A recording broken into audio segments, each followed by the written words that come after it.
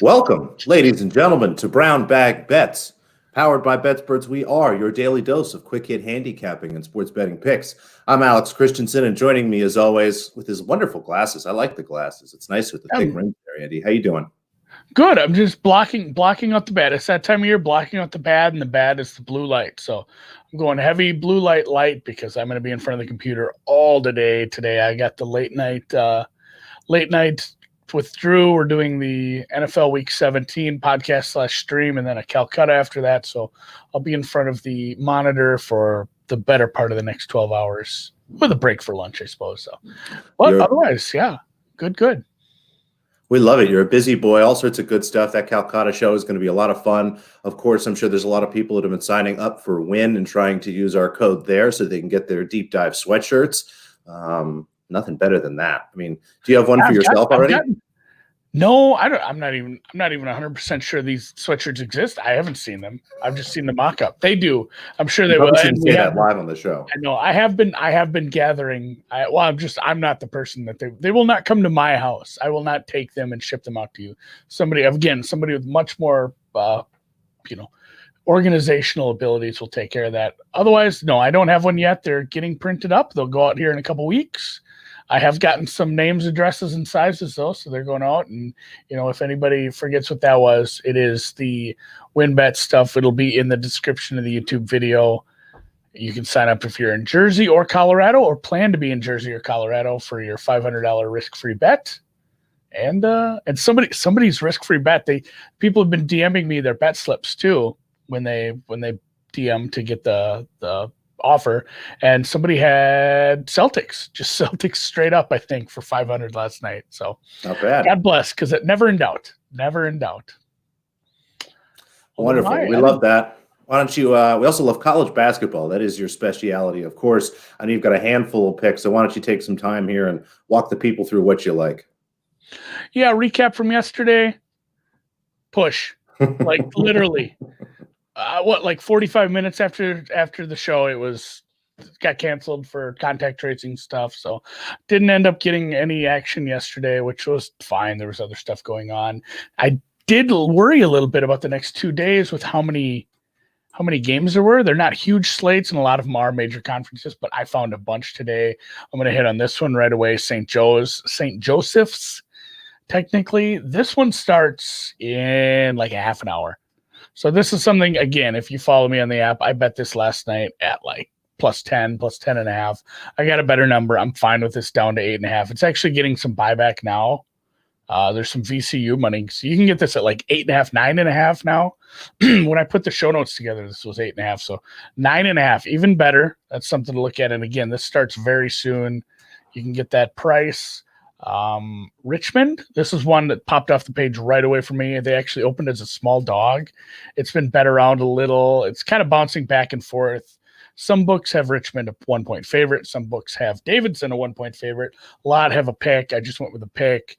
When I bet early, I don't have money lines available, so I ended up just adding a +2 here. I found one at a cheap price, like my spiders today. And yeah, somebody did say there's a 9.5 at DraftKings right now. And Ten Martin, the Skyhawks. Actually, there's a lot of Hawks here. I'm going to have to look what Seattle is. But very bird-heavy card. No, yeah, I mean, the Richmond are the Spiders, but St. Joe's is the Hawks. Tennessee's the Skyhawks. One more. Seattle basketball is like the Waterhawks. Redhawks. Again, Redhawks. I'm not in full form yet for my mascots yet, but Tennessee Martin +11. This is another one that I got at like 12.5 last night. I like this down to 10. That's fine. It's a road game. Again, I'm betting a ton of road teams, it seems like, this year. I have 2 home teams today, though, in a favorite. I get this at 2.5 off the open last night. I'm fine with this up to 4.5.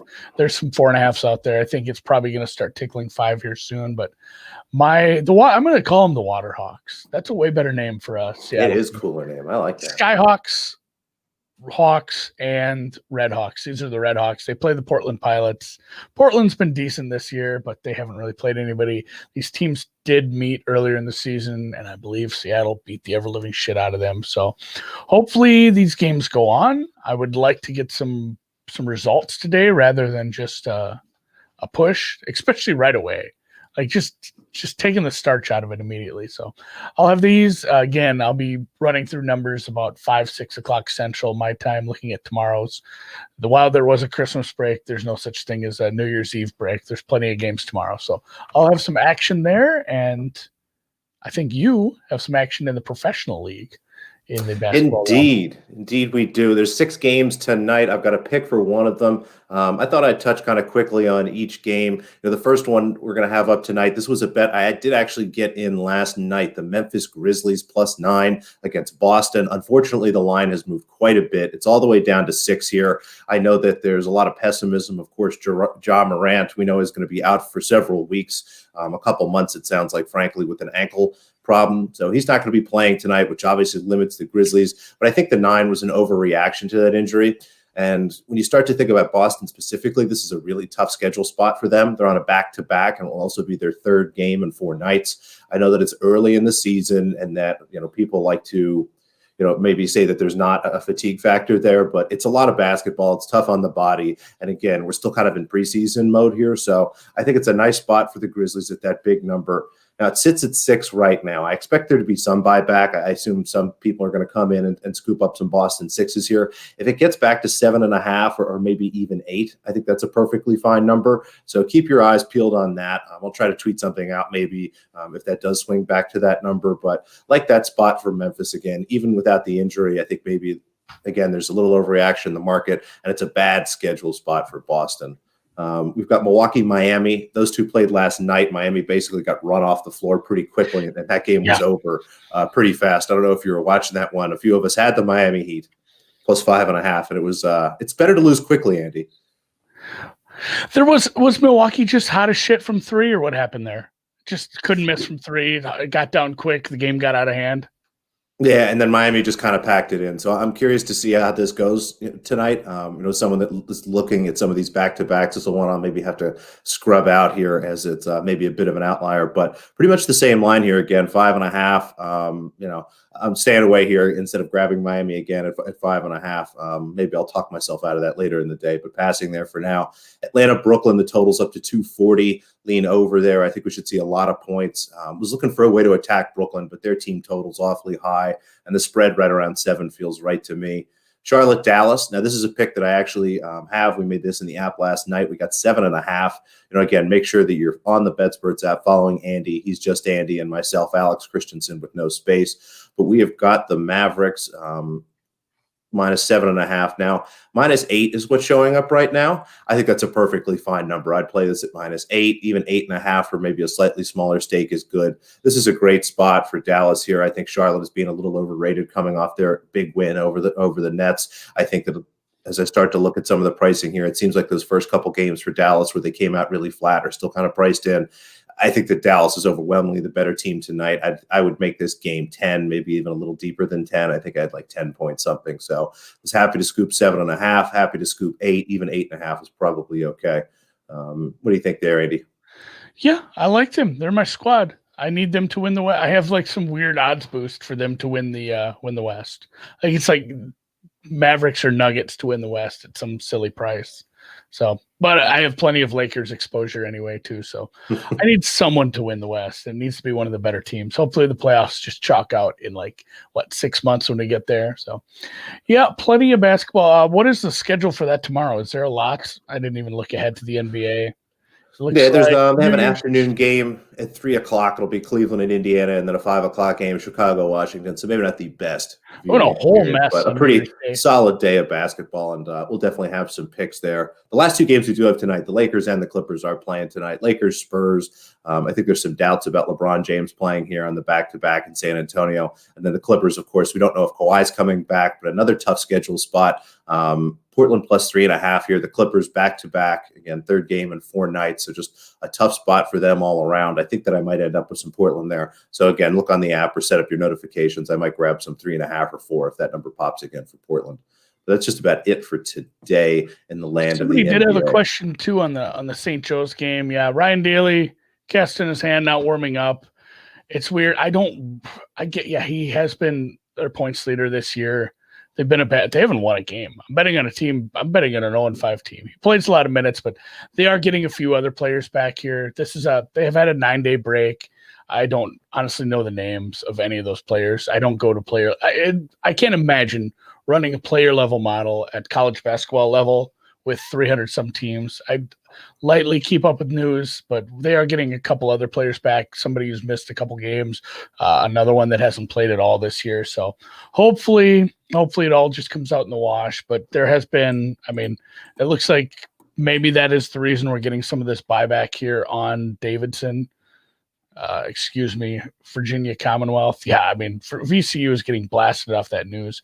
If you liked St. Joe's at 8, you might like it at 11.5, which is funny.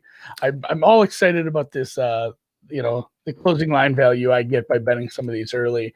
And then you get silly late steam like this that just blasts it all to hell anyway.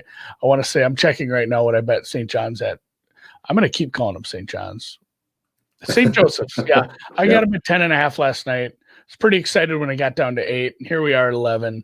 That's kind of the shtick. That's how things work in college basketball. It goes to hell in a handbasket in a hurry. Things like this happen all the time. I don't count your money while it's sitting on the table, Andy. Yeah, no, especially CLV is silly sometimes. It's an interesting situation. It's kind of similar to, again, kind of what I think we have in the Memphis game. There might, again, still be some value on St. Joe's. Obviously, it's really tough, like you said, to run a player model in college where there's 300 and some teams. But it's hard for me to think that any player is really worth what. So it's moved, 3-4 points now at this point? It's still going? In the mid-majors, it's hard for there to be like one player worth anything, really. Truthfully, unless you have somebody like Morant or some of the players that have played in the mid majors and really like, oh, this is an NBA level mid major player. They're all so similar. Like this guy just gets more minutes. It's silly sometimes. We might see VCU just blow them out of the water, and that's life. But yeah, there's not really players or specific players that are worth multiple points to the line. If there's like a massive cluster injury, if they're missing like 3 guards and they're going with a freshman starting at point guard today, it's something to take into account. But yeah, I don't usually go player level. Where I do sort of go player level, and I will talk about some players, is the NFL. And I made a bet. It didn't feel great. We talked about it a little bit this morning. Drew and I were going over this one. He brought it up, and I laughed because, I'll just spoil it. It's the Steelers again. And I said I was pretty much considering betting the Steelers at like 7.5 if it got there, just based on, power numbers are one thing, but the adjustment that they want to make, and he articulated it the best. I should almost find the DM. Like, I get it. The Steelers have less motivation. The Browns have all the motivation in the world. They have other ways. They can lose the game and still get in. They have like 8 paths to victory to get into the playoffs. The Steelers, the difference between the 2 and 3 seed would be 1, possibly 2 additional home games. If there were some crazy upset of Kansas City, you would get to host the Bills if everything chalked out in the 2-3. But the Steelers, the Steelers the difference between Big Ben and Mason Rudolph and the motivation here, it's likely not 2 touchdowns. Like the Steelers should be favored by, 2, 3, 4 points, somewhere in there. I'd have to look at my power numbers to see where I have it. Like I would have right. At full strength. I would have Pittsburgh favored by 3.5. Like the difference here can't be 2 touchdowns going to Mason Rudolph. And I get Mason Rudolph sucked. We saw him; he was terrible last year. In fact, awful at times. But the receivers that they have, what they've put together, and the game plan that they've put together for Big Ben is so easy to execute. It's all short stuff. We're not expecting Mason Rudolph deep balls. Just get the short stuff. And I get Juju probably sits too, but even with Juju out, you still have 3 good receivers, a couple good tight ends, and a decent, a half decent offensive line in front of him, and hopefully some sort of game plan to just keep him from getting whacked in the helmet, whacked in the head with a helmet. And that's the revenge game angle if you really want to go that. Mason Rudolph got clubbed in the head by a helmet last year. I think it was right near the end of the season too, by Myles Garrett. I don't know if there's that, and I'm half joking about this because you can't be betting on silly motivations like this, but you have to know, if you're Mason Rudolph, you have to know I'm not a starter in this league. I'll probably never be a high-end starter. I'm a backup. I saw what I was able to do last year. This could be like the culmination of his career would be to somehow knock Cleveland out of the playoffs if everything hashed out right in the other games to get Garrett back. That would be really funny. That would be my favorite storyline of the week if it actually happened. So I mean, I don't expect the Steelers to win, but getting 10, there was some spendy 10.5s. Yeah, this is the funny ending my old Garrett season 2 years in a row. There were some spendy 10.5s. I found a really cheap 10. I'm fine with this. I just can't make this kind of massive adjustment for a team that honestly might try. And again, go into this week with some light steps. Take it easy on some of this stuff. We don't know what's going on. We've seen massive movement. I talked to Alex off air about this when he asked. We've seen massive movement on a different line, kind of in the same vein. We saw, what was it, the Miami game? Yeah, the Miami Buffalo game. I think it opened around 5, and now Buffalo's -1, and it just keeps going down. Yeah, Miami money just keeps pouring into the market here as they've gotten bet down. It's kind of silly. It's off the board at some places, but now there's talk because the Steelers are 10-point dogs, and resting people. The talk is the Bills. If the Steelers lose the game, the Bills have nothing to play for. They automatically get the 2 seed. They do not need to win the game. A loss or a tie is as good as a win. So the thought process is, if the Steelers are punting on this game, the Bills may just too. So there's people in the market who believe the Bills are doing this, or they have news that the Bills are doing this. There's possibly like a Allen and Diggs only play the first half kind of angle. I'm not sure what's going on. I'm not getting involved in that because I don't know. I don't have any news on this. I have no insider information. I'm just watching the market and talking to people about why people think this is moving. So take it easy on some of these, but yeah, for me, this is likely my last NFL ad for the regular season, really. Steelers +10. I don't hate it. Sad thing to say, but I like that it fits in with the theme here. Don't overrate big superstar injuries, folks. I like what you said. The way the Steelers offense is set up, they're not asking Ben Roethlisberger to do anything incredible. So as long as Mason Rudolph is, just slightly below average, frankly, the defense might be good enough. If the defense can get a pick 6 off Baker Mayfield, which we know he likes to throw the ball to the other team, this game gets dicey for Cleveland quickly. So I like that. That's a good angle. Yeah, it feels awful to have that, but I bet it. So hey, not a whole lot gonna no Thursday night game. We don't mind holding our nose. We won't have TNF first touchdown bets or anything like that, but you do get a cornucopia of college basketball, college football. I don't have a ton to say on the college football games. I don't know if you do either, Alex. This is one, again, this starts in 12 minutes. I'm not going to sit here and talk a bunch about it, especially if you listen to this as a podcast later, this game will have already likely happened or be well within the mix. This is one where Wisconsin just gotten bet to the bejesus belt here. It went from 7 to 10. The total actually got bet down. Wisconsin does have technically the best defense in the league or in the nation by some metrics. They are a terribly stingy defense.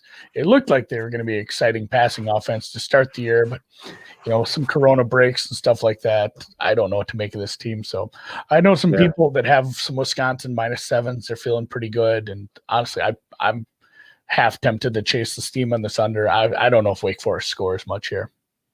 Yeah, I think a lot of that movement's off the news. Wake Forest's best defensive player by quite a margin, Boogie Basham. Sorry if I screwed up his last name there. Looks like he's holding out, so should be a good spot for Wisconsin. I know historically Big Ten teams do well against ACC teams in bowl games. You tend to see those bigger offensive linemen come out, and Wisconsin should just, be able to run on Wake Forest just about as much as they want all day. So both of those moves kind of make sense to me. Again, no plays for me here, but I think, again, the way the market's going makes sense.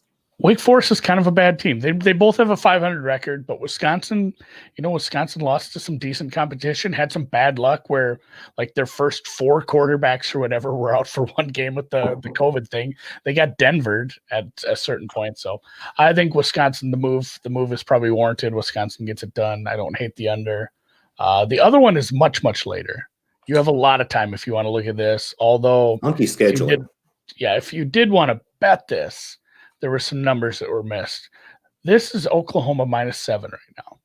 And this opened essentially Florida minus a field goal, 2.5 most places, I guess, on the real early number. Florida was the favorite here. And again, just like every other bowl game we talked about, it's been just a tale of opt-outs and injuries and COVID stuff where Kyle Trask, everybody knows him. I'm sure he's a finalist for the Heisman. Very good quarterback. Mm-hmm. Threw 43 touchdowns this last season. 34 of those touchdowns were thrown to receivers who will not play in this game. So he's going to be missing his top 4 options. 3 of them opted out. The other one is, I think, a COVID thing. So it's either injury or COVID. So they're missing the top 4 receivers. It doesn't take a genius to figure out why this line got steamed hard to Oklahoma. I actually have some Oklahoma -3 from earlier. Somebody just put me on them. Nice. Not for very much, just small. I take it pretty easy on these. But so I'll be cheering for the Sooners. They've won their past 8.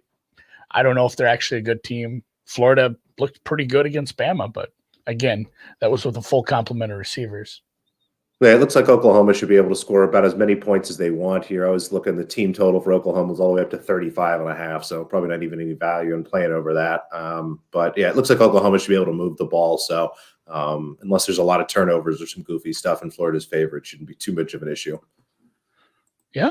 So, all right. Well, good luck however you play those bowl games. Good luck in NBA, college basketball. Again, NFL seems like it's forever away. It's a long way till Sunday. We got a full-on holiday in between now and then. So, mini recap. Here's your first bet. Go bet at the win bets. New Jersey, Colorado, Michigan. Hit that stuff up. You can't even see the logo, but Jersey and Colorado open. Michigan coming soon.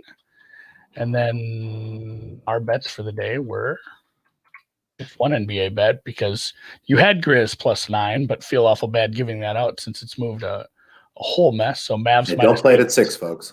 Don't play it at 6. My 4-pack of Hawk bets. St. Joe's, plus whatever. Who knows? That game is tipping here in 8 minutes. I'm not sure I'm excited about it as much as I was seeing the movement, but you see silly steam all the time, so whatever. I have St. Joe's +10.5. If you want to bet it now, you can get an 11. Richmond at a pick. Looks like that's still available. Tennessee Martin 11 is still available. And you can find some Seattle -4.5. So there's plenty of those in the market right now. So that's it for today's Triple B. That's right. Tomorrow. We will be doing one tomorrow. Right. We'll see you tomorrow for the last show of the year. So get excited for that. We'll be back. We have a guest coming tomorrow. Yes. That's right. I believe it's a repeat guest, so we won't tell you who he is, but he may have been the inspiration for the sweatshirt that you can get if you sign up and take advantage of that risk-free bet at win and send Andy or someone more organized than Andy a screenshot of that. But he'll be on tomorrow to talk to us about all things NBA and whatever else he's got on his mind. Thank you again for watching. Please click the thumbs up there on YouTube if you're listening to this on podcast, because, of course, it'll be available there immediately afterwards. Give us a rating, a review. We would appreciate a subscription. And, of course, follow us on Twitter at Brown Bag Bets so you can get the podcast and things right away. And you can also DM us with any thoughts or questions you have. Thanks, everybody.